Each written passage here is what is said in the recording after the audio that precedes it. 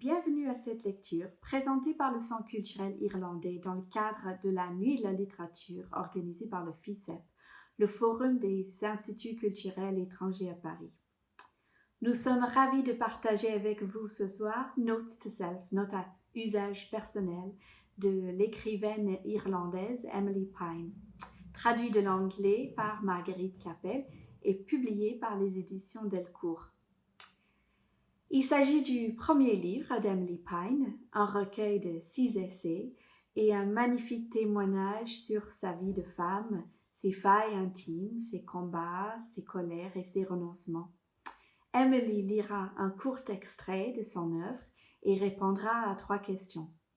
C'est la remarquable actrice franco-irlandaise Kelly Rivière, connue pour sa belle pièce An Irish Story, qui lira un extrait d'une douzaine de minutes du premier essai du recueil.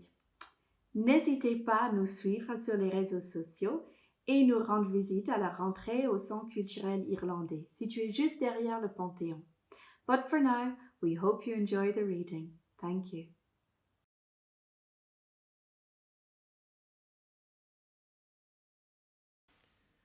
Le temps qu'on le trouve, cela fait plusieurs heures qu'il gît dans une petite flaque de sa propre merde. Le centre hospitalier de Corfou est déroutant. Le hall est encombré de patients en train de fumer et il n'y a pas trace d'un bureau d'accueil ou d'information. Je lui envoie un texto pour demander où il est, mais n'obtiens pas de réponse. Dieu sait comment, tel des limiers, nous retrouvons sa trace au 5e étage. Il est alité, affaibli. C'est le soir à présent, et il affirme qu'il n'a pas vu d'infirmière ni de médecin depuis midi. Il dit qu'il a besoin d'un bassin. Ma sœur et moi avons voyagé plus de 24 heures et ni l'une ni l'autre n'a dormi. Appelle l'infirmière, je lui réponds. Il dit qu'il l'a fait mais qu'il ne s'est rien passé. Eh bien, recommence. Il s'empare de la sonnette et appuie frénétiquement. Au bout d'un moment, une infirmière à la mine lasse apparaît en criant après lui, après nous. Je me sens coupable de ne pas parler le grec. Gesticulant en vain, je désigne l'homme dans le lit, j'essaie de signifier qu'il a besoin d'un bassin, d'un brin de toilette, d'un changement de drap. Rien de tout cela ne fait impression. L'infirmière dit quelque chose d'autre, lève les bras au ciel et s'en va. Il nous regarde avec désespoir. Je demande à ma sœur de rester avec lui et sors dans le couloir. Les seules personnes que je vois sont d'autres patients et leurs familles. Je vais au bureau des infirmières, mais il n'y a personne. Alors que je repars, incapable de décider quoi faire, une femme m'interpelle. Comme je ne réponds pas, elle me demande en anglais si ça va, et je me cramponne à elle, lui demande si elle sait où sont les infirmières. « Il n'y a pas d'infirmière, me répond-elle.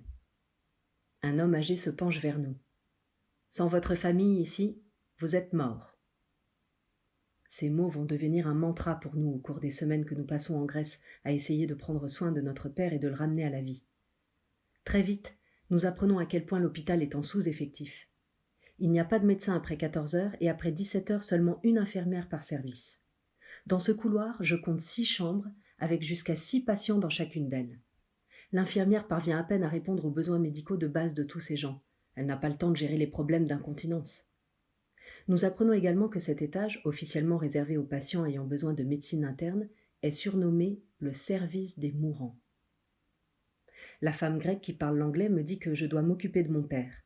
Elle m'explique gentiment où acheter des protections pour l'incontinence, des lingettes et des serviettes en papier. J'assimile à peine ce qu'elle me dit, mais je retourne dans la chambre individuelle que l'état critique de mon père lui a valu et j'explique la situation à ma sœur. Elle me regarde, incrédule. Elle est au chevet de papa en train d'arranger ses oreillers. Je réalise que je lui ai à peine adressé la parole alors que j'ai traversé toute l'Europe pour être ici. Enfin bon, tu es vivant, dis-je. Il opine du chef. Il a l'air tout petit dans le lit, petit et perdu. Je décide que ça ne peut pas se passer comme ça. Il doit y avoir un responsable quelque part dans cet hôpital. Je retourne dans le couloir et demande à la dame compatissante si elle veut bien m'aider à trouver un médecin. Elle échange rapidement quelques mots avec sa famille avant de tourner les talons et je la suis dans le couloir. Nous empruntons un ascenseur jusqu'à un autre étage mais il n'y a pas de médecin. Nous reprenons l'ascenseur pour essayer à nouveau. Nous recommençons encore et encore en descendant toujours plus bas jusqu'à nous retrouver au sous-sol, à fouiller les couloirs. Nous finissons par dénicher le centre de don du sang, avec son toubib de service. Ma nouvelle amie me fait entrer puis me dit au revoir d'un signe de la main. À l'autre bout de la pièce, Un homme est allongé sur un canapé, la manche relevée et le bras relié à une perfusion. Il est en train de donner son sang, et le préposé de la clinique semble croire que je suis également là pour ça. Voyant ma surprise, le médecin m'explique qu'il y a une pénurie nationale de sang en Grèce et que la loi oblige les parents des patients à donner du sang. Je pense à ma sœur 5 étages plus haut, en train de se demander où je suis. Je secoue la tête, mais les mots ne veulent pas venir. Je suis incapable d'expliquer, peu importe la langue, que nous sommes toutes les deux anémiques et nous pouvons donner notre sang. Je lui prends la main et lui demande de venir voir mon père. Je lui dis que je ne comprends pas, que mon père est seul dans une chambre et qu'il n'y a pas de médecin. Je lui dis que nous avons seulement besoin que quelqu'un nous explique ce qui se passe, même si en réalité ce que je veux c'est que quelqu'un me dise quoi faire. Je lui dis que nous avons seulement besoin que quelqu'un nous explique ce qui se passe, même si en réalité ce que je veux c'est que quelqu'un me dise quoi faire. La décharge d'adrénaline qui m'a propulsée jusqu'ici s'est évanouie d'un coup, et je me sens juste vide. Je reste simplement là, suppliant le médecin de venir voir mon père. Avec énormément de réticence, il dit un mot à la femme de l'accueil et quitte son service. Nous prenons l'ascenseur pour remonter au 5e étage, reparcourant le même chemin en sens inverse et repassant devant les visiteurs à la mine lugubre avant de parvenir à la chambre. C'est un médecin, dis-je, avec davantage d'espoir que de certitude. Il prend le dossier de papa, l'examine en hochant la tête et annonce « Votre père a perdu beaucoup de sang. Il va avoir besoin de transfusion. Vous devez donner votre sang. » Cela semble plus simple d'acquiescer, même si j'espérais un examen plus complet. Dans les semaines qui suivent, nos journées vont obéir à ce schéma. Des heures à attendre, puis batailler pour attirer l'attention d'un responsable, juste pour s'entendre dire quelque chose que nous savons déjà. Après des années à enseigner le théâtre de Beckett, me voilà enfin dans l'une de ces pièces.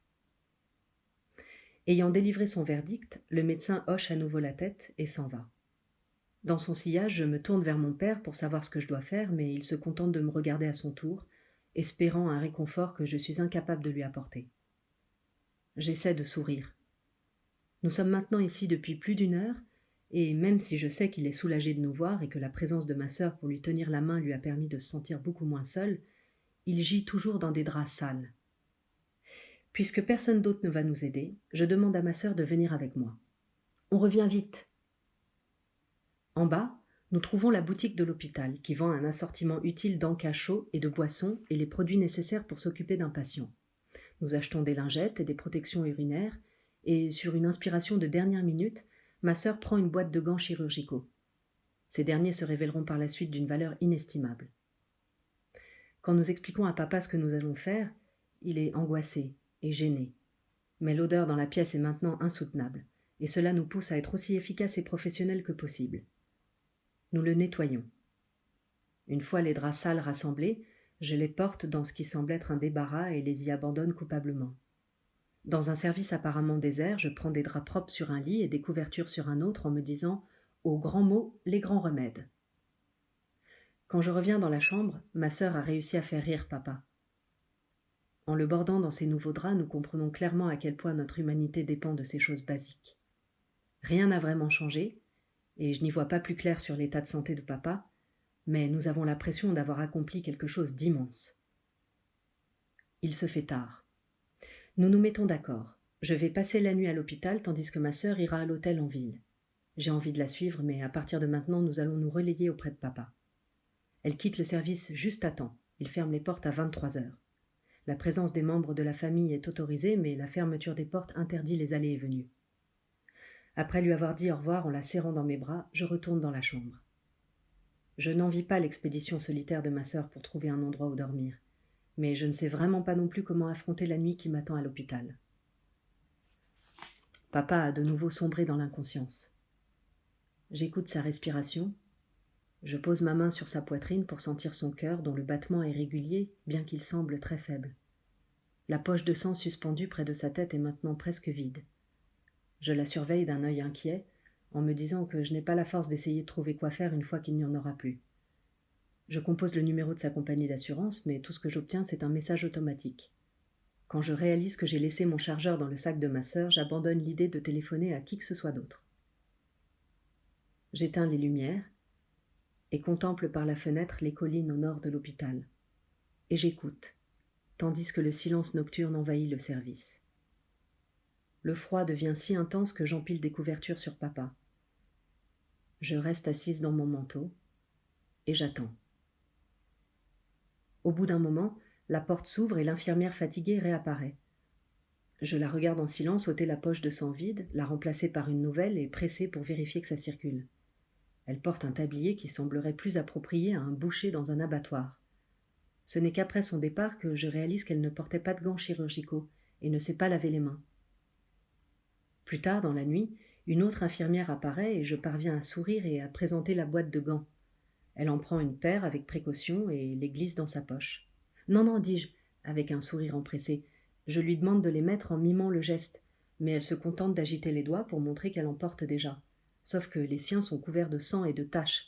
Je lui demande en mimant de les enlever et d'utiliser les neufs. Toutes ces simagrées doivent paraître ridicules, mais telle la folle pour laquelle elle me prend sûrement, je continue jusqu'à ce qu'elle pousse un soupir et change de gants. Les anciens vont dans sa poche. La scène ne prend tout son sens que plusieurs jours plus tard, quand un autre visiteur m'explique que l'hôpital ne fournit aucun produit jetable, ni coton, ni papier, ni plastique. Les infirmières doivent se les acheter elles-mêmes, avec un salaire déjà insuffisant. La pantomime des gants devient routinière, et chaque fois que je donne une paire neuve à une infirmière, j'ai envie de pleurer. Mais cette première nuit, alors que je piquais à moitié du nez tout en guettant anxieusement la prochaine respiration de mon père, j'étais trop sidérée pour pleurer. Cela faisait des années que j'attendais cet appel, et j'avais imaginé divers scénarios, et quand c'est arrivé, j'ai été en mesure de réagir, de prendre les décisions nécessaires. C'est seulement dans le silence et la pénombre de la chambre d'hôpital que j'ai compris que l'appel n'était que le commencement. J'entends le bip, trop tôt un dimanche matin pour être un message anodin. Le texto dit « Je saigne, appelle pas ». Je l'appelle. Il a l'air dans un état affreux. Il a l'air de ce qu'il est. Un homme en train de se vider de son sang. Il s'étrangle, tout juste capable de parler tandis que son corps vomit du sang. Je lui dis de s'accrocher. Je téléphone à son ami P qui vit de l'autre côté de l'île et elle appelle l'ambulance. Mais le chauffeur refuse d'y aller. Il passe son dimanche en famille. Il a l'air de penser que ça ne servira à rien, que mon père sera déjà mort quand il arrivera, et que ça peut donc attendre lundi. P le sermonne et l'amadoue. Il leur faut un long moment à son mari et elle pour convaincre le chauffeur que, bien qu'on soit dimanche et bien que ce soit à 1 heure de route, il faut qu'il y aille. P le sermonne et l'amadoue. Il leur faut un long moment à son mari et elle pour convaincre le chauffeur que, bien qu'on soit dimanche et bien que ce soit à 1 heure de route, il faut qu'il y aille. P ne me racontera tout ça que plus tard. Dans l'immédiat, elle me fait seulement promettre de m'assurer que la porte d'entrée de papa soit ouverte. Si la porte est verrouillée, ils repartiront. Je rappelle papa. Par chance, il est toujours conscient, et il rampe jusqu'à la porte pour tourner la clé dans la serrure.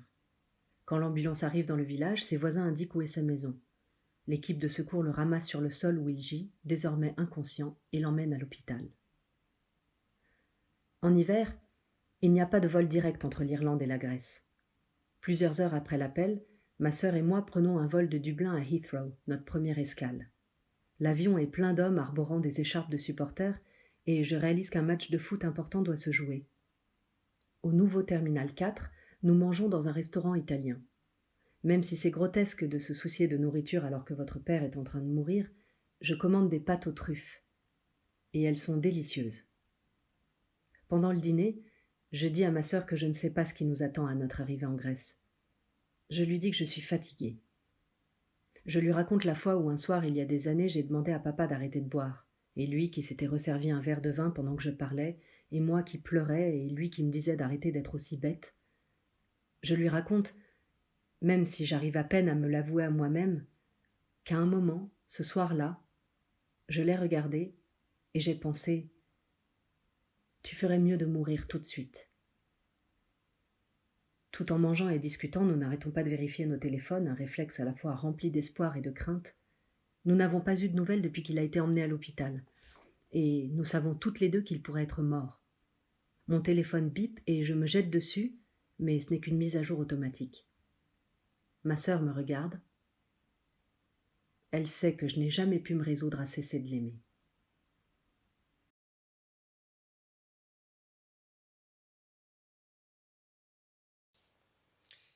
ZYXWV. That's how I was taught the alphabet. My 5-year-old daughter can say the alphabet backwards faster than you. That's how it went, the bet. I was taken out of bed and brought downstairs to perform the feat in front of a table full of drunk grown-ups.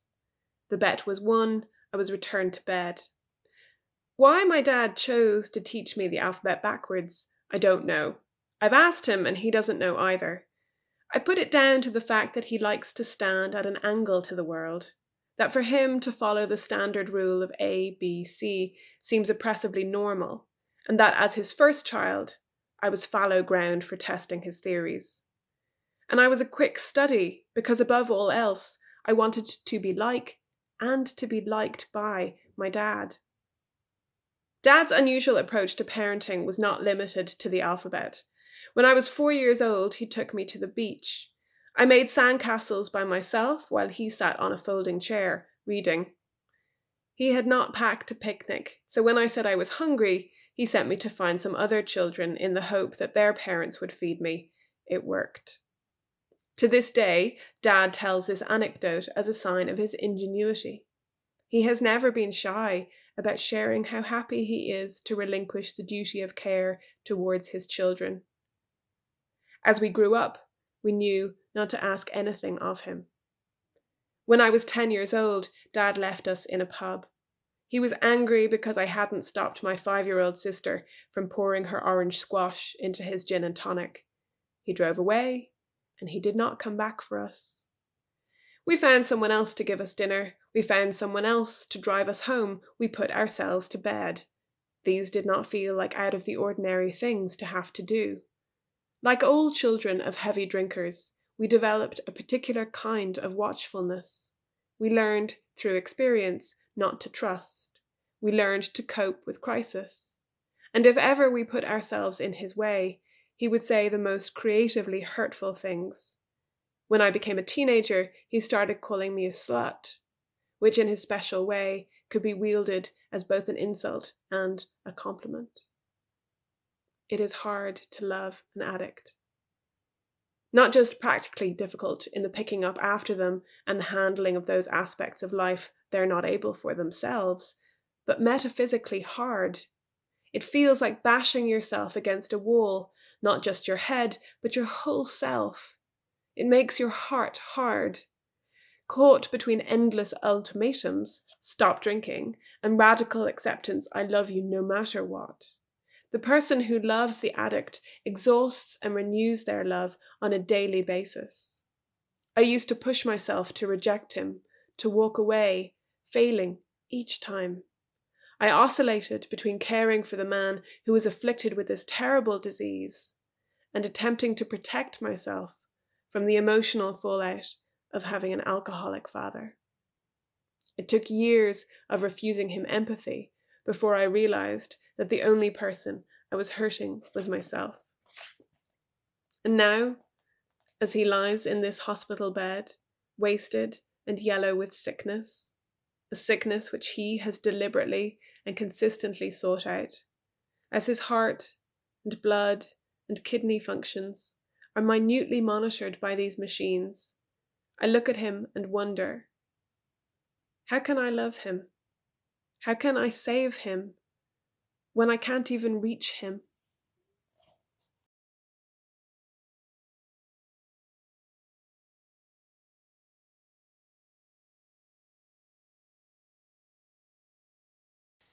I started writing notes to self in 2013, when my father was ill and had gone into liver failure in hospital, and I had spent a lot of time sitting by his hospital bed and thinking about what our relationship involved. And after he was out of hospital, because he made it through, which is the happy ending, after he was out of hospital, I realized that I needed to make sense of it. So I began to write it down. And it was just the best way of getting it out of my head and into the world, being able to stop living with it crowding my head.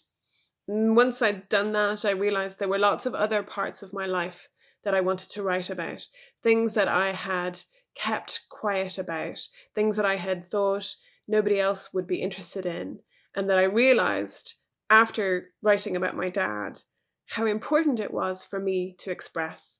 So I began writing these notes to self, reminders and and expressions of how difficult it is to go through extreme emotional experiences and how much we need to make sense of them. And writing for me was the number one way of understanding the world, the situation, and definitely myself.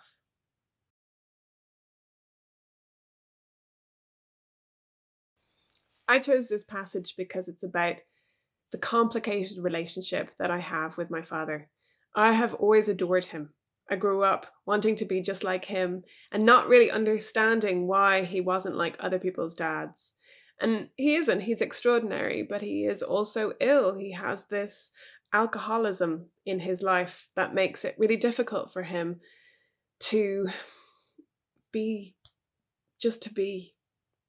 And so he was never available for me. And I wanted some way of writing about that to let people know that I still love him, but how difficult it is. Because if you love an alcoholic or any kind of addict, it's always so full of conflict.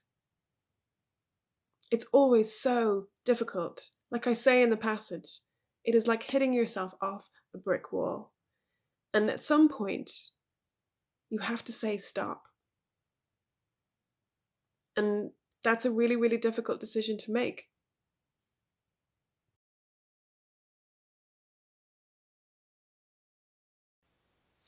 In many ways, I think I wrote this book for myself. I wasn't reading things that looked like me, that looked like my life, that looked like the nuance and the complexity of how we feel, how we can love and hate at the same time, how we can feel great and terrible at the same time, how we can be failures and successes at the same time. And I wanted to understand that about my own life. I hope that people reading it get this sense that this is a book for them because they have had similar or comparable experiences. And in reading about somebody else's, they can process their own emotions better. That's my hope anyway, because reading and writing are really just ways of reaching out and ways of going inside. Thank you.